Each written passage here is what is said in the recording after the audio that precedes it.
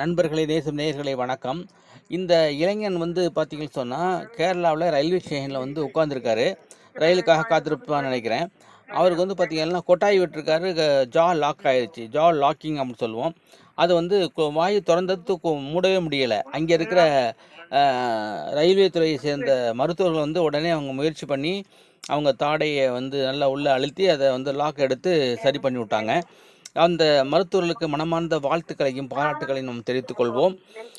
இப்ப இதுக்கு வந்து ஒரு எளிமையான மெத்தட் இருக்கு. நம்ப acupuncture point, acupressure point ST6 அப்படிங்கிற அக்குபஞ்சர் பாயிண்ட் இருக்கு. அந்த ST6ங்கிற அக்குபஞ்சர் பாயிண்ட்ல அழுத்தம் குடுப்பதன் மூலமாக, இத உடனே இந்த ஜா லாக்கிங்க ரிலீஸ் பண்ணிறலாம். அக்குபஞ்சர் படிச்சவங்க அக்குபஞ்சர் நீடில் வச்சு அ அந்த இடத்துல அக்குபஞ்சர் ஊசி போட்டா உடனே குளோஸ் பண்ணிருவாங்க. அல்லது நீங்கள் அக்குப்ரெஷர் பண்ணணும்னு சொன்னால், நல்ல ஆள்காட்டி விரல வச்சு நல்லா அழுத்தம் குடுங்க. வலச்சுழற்சி ஒரு 18 தடவ பண்ணீங்கன்னா போதும். இம்மீடியட்டா அந்த ஜா லாக்கிங் ரிலீஸ் ஆயிரும். நெறைய பேருக்கு நான் பண்ணி ரிலீஸ் பண்ணியிருக்கேன்.